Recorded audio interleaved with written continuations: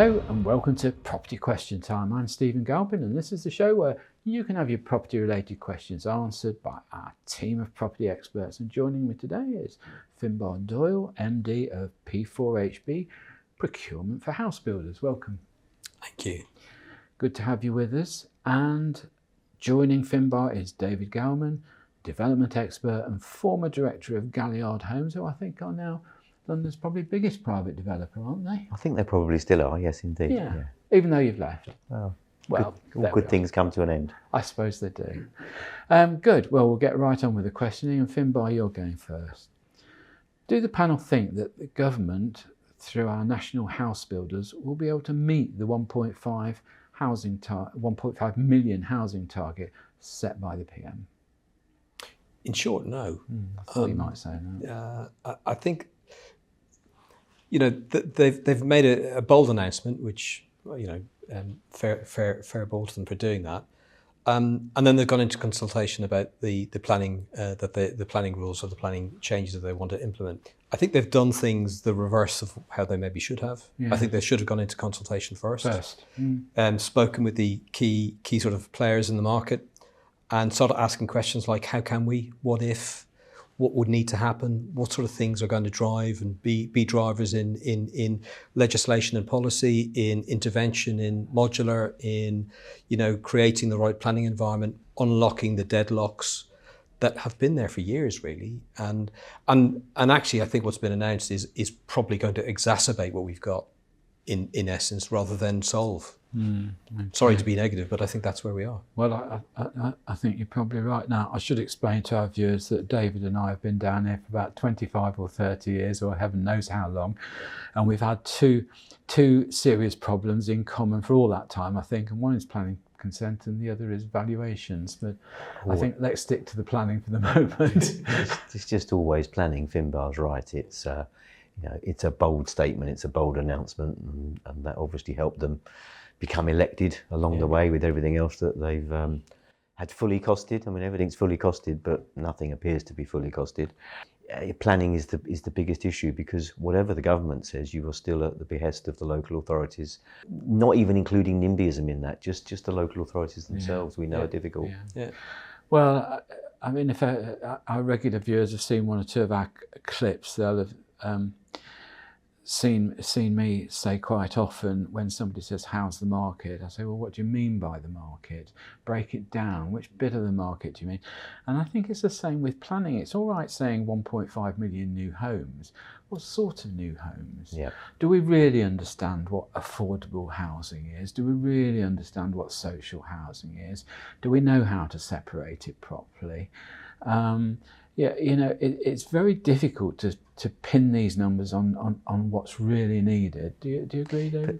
Putting the burden on private developers for the past 2 decades in respect of social housing has been completely unfair, and it's been incredibly difficult to then ascertain what actually is, as you say, what actually is affordable housing, what actually is social housing. It should be looked after by, maybe paid for by private development in some way, to an extent, but it should be looked after by a completely separate body. I think, there is no such thing as affordable housing in this country, really, is there? I mean, let's face it, because even at an entry level, no one can get on the ladder now. That's now, you know, the Bank of Mum and Dad is the 4th biggest lender in the UK, and even still, you look at just trying to get basic living standards into new build homes, and it's just not possible at a price that people can access. So I think David's right. I think, you know, there has to be some sort of intervention and some sort of surety by the government on creating that sort of affordable housing at affordable level. Yes, I don't mean this in any kind of flip way, but do either of you think that the government have really got a grasp of what's needed? No. I really don't. You know, it's interesting. We've had previous conversations where you've said, you know, what you admire about what they've done in their first sort of period is they seem to have accessed, in certain aspects of their policy agendas, they've accessed experts and brought experts into advise. The one area that they announced on day one, I don't think they've really sought the opinion of the sector. in terms of what really they should be thinking, what the policies really should have been shaped around. I think they just went with what, as David said, with what was promised in the election. I think you're probably right. And I mean, on the rental market, which, let's forget, starts off with a property sale because the landlord has to buy. The Evening Standard was saying the other night that they're expecting a huge exodus of landlords, and especially the smaller landlord, through a series of taxation changes, regulation changes, insulation requirement changes. It's not looking like a happy story, is it? I don't believe everything I read, and I think the headlines are sometimes there to sensationalise, what isn't really that big a noise. But I think there is a sentiment. We speak to a lot of players in the HMO market, and they're concerned. They really are concerned. Yeah. Okay. All right. David, your question. Is the north-south divide in terms of house prices still as wide as ever? Or has a limited amount of levelling up provided by the last government helped at all? Without wishing to sound negative, as Finbarr was just now, that's another no. It's another no, but it's a no based on.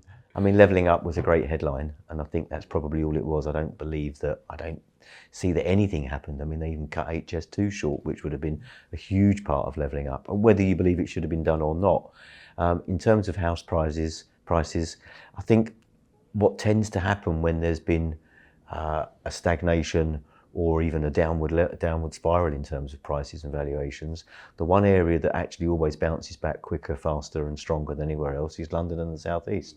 So therefore, the gap is actually going to widen, I believe. Yeah.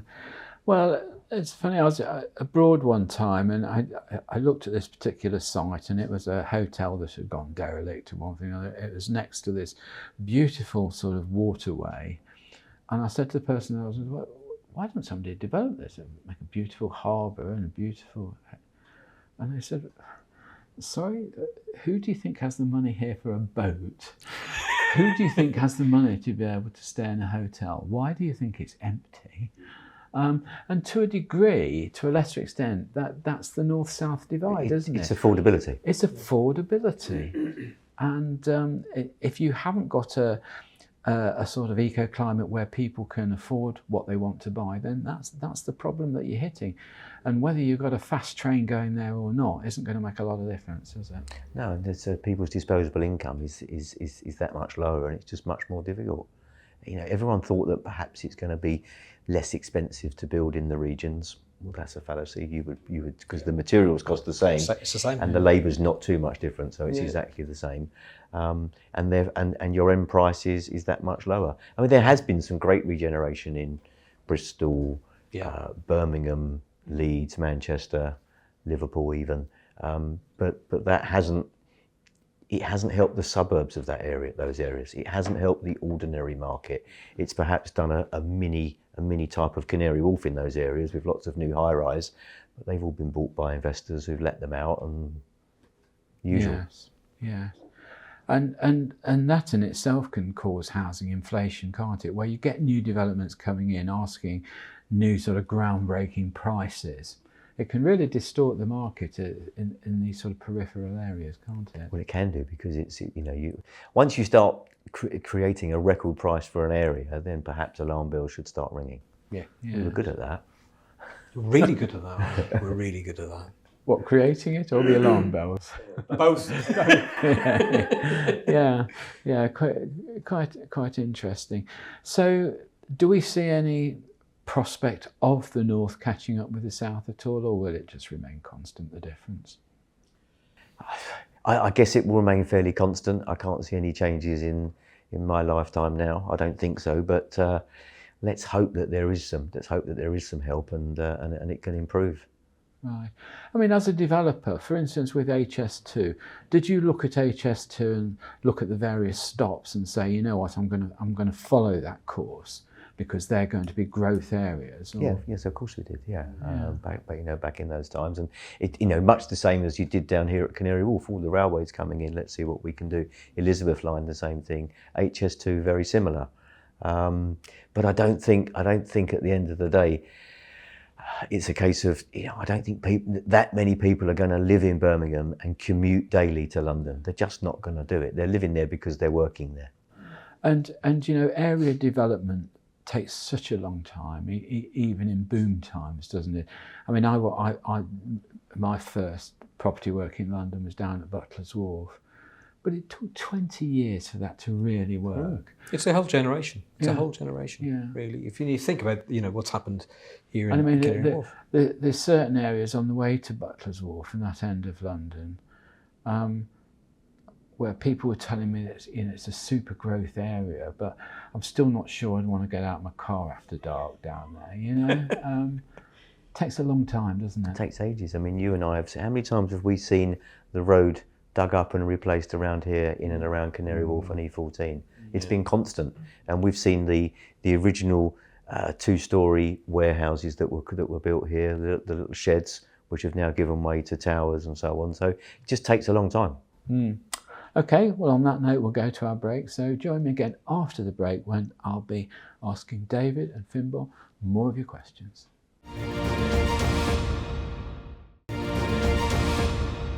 Hello and welcome back to part 2 of Property Question Time. I'm Stephen Galpin and I'm joined by Finbarr Doyle and David Galman. Welcome back, guys. Finbarr, do the experts think that developers in general are happy with the government's policy of introducing grey belt areas, lessening of geographical build restrictions, and further, will it speed up and increase the housing stock? The initial feedback... Is this going to be another no? No, it's not going to be another no. It's another but. Okay. The initial response from what we gathered from speaking to our clients, and also the reactions from some of the larger contractors and developers, was positive. I think that they liked the idea that a grey belt could be clearly defined and understood in terms of how they digest that information. I still don't think anyone knows what it will be, because you've got a few moving parts to that. First of all, proximity to being able to develop it in a way that people want to live there. 75% of the time when people are buying a property, it's about location, not about what the property is. So location's an issue. Infrastructure is obviously a key issue. And then you've still got this imbalance between, or this disconnect between central government and local government. Will local planning view the framework in the same way as it was intended consistently across the patch, and can developers view that and back that and invest in that and plan for that? And that's where I think the buts are. That there's some high level sort of, oh yeah, that could work. But generally speaking, the feedback is we don't know yet, and we're not even sure where these grey belts might actually end up being landed. Well, one thing that I did find out though is that even if the interpretation of what grey belt is, it constitutes to about 300,000 homes, which, well, that's only a scratch on the 1.5 million they want to build. So is this another sort of flag? Well, I think you mentioned 2 important things there. One is the infrastructure. And I mean, we went through a period, didn't we, of redeveloping office buildings and factory buildings into residential. And it often didn't work very well because there was no infrastructure. There were no shops, there were no play areas, no sort of family activity areas. Very, very, very difficult. And to create useful infrastructure around a development takes many, many years. And a lot of planning. We're not good at that. And again, you're right. I don't know whether local authorities are going to take kindly to people in Westminster deciding what may or may not be acceptable development areas in their own counties. What do you think, David? Yeah, there'll be lots of challenges to it, won't there? You can see it coming, even though the majority of the local authorities within inside London, it may be all, I don't know because I don't check it, they're all left-leaning, and therefore you would think they would support the government, but they won't, and we know they won't because there's just tons of NIMBYism, and they don't want this and they don't want that, and that's the problem. I think there might be a plus result out of this. I'm still not convinced that in these days of very complex development needs in terms of technology, eco considerations and all the rest of it. I'm never sure whether a sort of 10 or 12 man lay committee at a council is the right body to be deciding on these things. It's definitely not. And they've announced 300 extra planning officers. Well, that's one per planning office. It's not going to be. But you see, it often find even if the planning officer recommends something, doesn't mean the lay committee is going to pass it. No, they don't have to. Shouldn't these planning officers be privatised in some way? Yeah. Some way they should be more incentivised to actually give planning permissions, albeit a correct planning permission. The irony is that the really good planning officers leave and become private planning advisors to the planning officers. So if they just outsourced In the first place, yeah. Cut the middleman out. Cut the middleman out. Seriously. Well, I think you're right. I also, to some extent, probably at the lower end of the scale, blame developers and people who want to build. Sometimes they cause problems themselves. They tend to view the council as the enemy and expect to go into conflict, whereas actually the councils do go out of the way to provide sort of duty planning officers that you can go and discuss matters with, who really will be helpful and give good guides on where to go. Do you see that, David? Well, I think the event of the pre-app has helped enormously in that.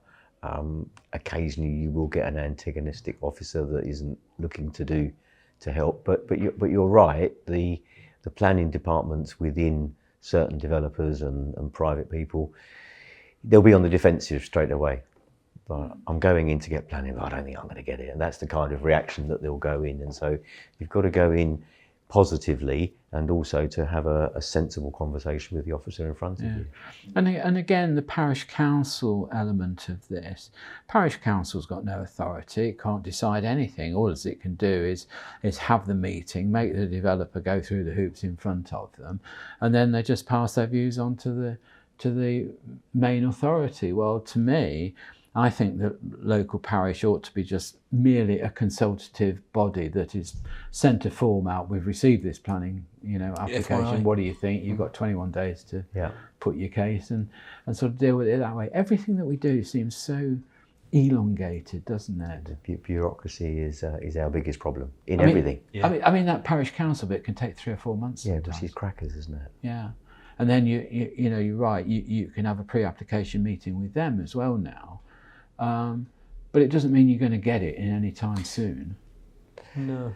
Small scale developers that I know, and by small scale, like someone that might develop 3 sites a year of 15 flats each, just small, keep work for themselves and do a little bit.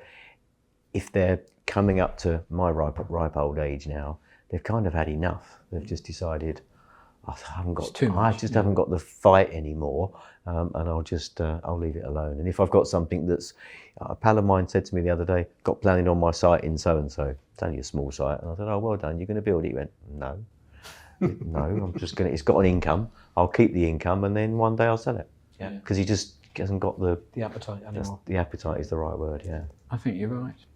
Okay, David. Well, we touched on this in part 1 of the programme, but many property investors and potential landlords have followed the practice of investing where a new rail or transport hub has been planned. Has this investment policy worked? And if so, are there any known factual examples of this? I'm thinking perhaps of the Elizabeth Line route, which has now been completed. I think it has. One of the few. Yeah. It's a great line as well. It is, yeah. Air conditioned, clean, fresh. Yeah. No Wi-Fi though. It doesn't work, does it? No. That's quite good, isn't it? To not. Well, I suppose. To not have someone else next to you blast their Instagram next to you. I think it's worked in the main.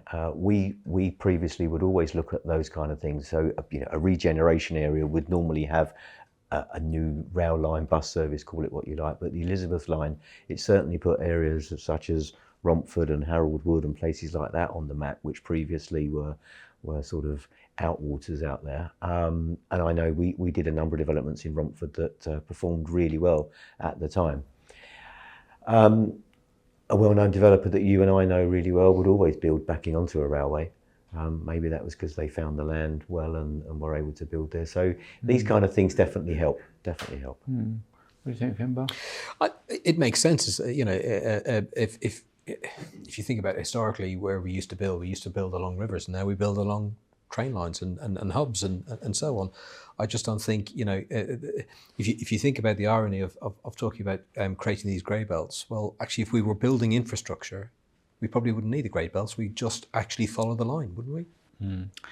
I have to say, I've said on the programmes before, I very much like the process that they provide quite often in the Middle East of taking an area of land. The government will put in all the infrastructure, the electric, the plumbing, the drainage, everything else, and then say, right, developers, what kind of chunk do you want of this? And I think that's a very positive way to develop, and I think that would cut down a lot of time in our process and probably make 1.5 million homes achievable. I think if we could do that. Who's going to fund it? That's the problem. Yeah, well, it has to be the government, doesn't it? Which is us at the end of the day. The government is us. It's our taxpayers, aren't they? At least we'd have something solid for our money rather than a load of useless masks and aprons that don't protect anybody from anything and all the rest of the issues that the last government was left with. But I think we need to start thinking in a rather more innovative way. And again, down to construction methods. Finbarr and I have recently done a programme where we've been talking about modular construction, and that must play a bigger part in what we're doing, mustn't it? I would have thought so. I mean, is it something that is going to come down the line? Because every time we looked at modular over the years, you had to pay so much up front. That's what we're talking about. Yeah. That's the issue. You had to pay so much up front, you couldn't get it bonded, and so therefore the banks wouldn't fund it. So in the end of the day, it worked out as cheap or the same money to go build the things. That was the problem. I think it can work out that way. I think what's happening now is that, first of all, regulation keeps on changing. So if you're modular, if you think about who's left the modular market, people like L&G, because they couldn't get surety of supply, they couldn't build the pipeline. And then regulations change. They go, oh, hang on a minute, we've got to stop doing what we're doing and change what we were about to do. So there's that element. There's the element of whether it's modular for full units and modular for components of full units. Ultimately, you have to pay before they leave the factory. You've got to pay deposits, and they've got to leave before you actually get your hands on them. Our maths, when we analyse this, our maths says that based on skills and labour shortages or the cost to install, if you're doing things like modular bathrooms or kitchens, it should save between sort of 20 and 50% of the total cost to do the full job end to end. The problem is as you say, if you're relying on external funders to supply that cash flow, they want to know what exists in the factory. So now they're sending inspectors to the factory to check that. That's got a cost to it.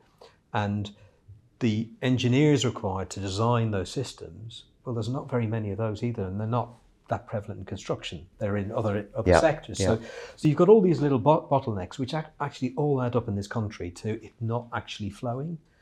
We were saying previously that if you were in China, well, it doesn't matter. The government is saying, how much money do you need to do it?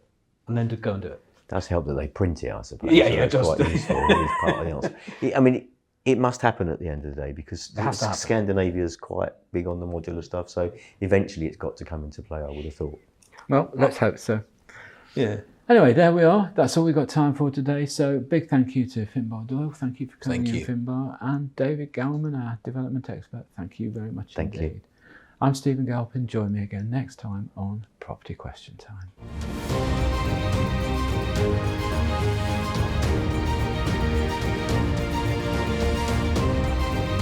Hello, I'm Stephen Galpin, host on Property Question Time.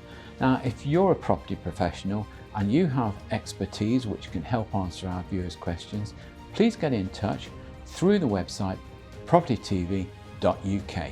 Look forward to hearing from you.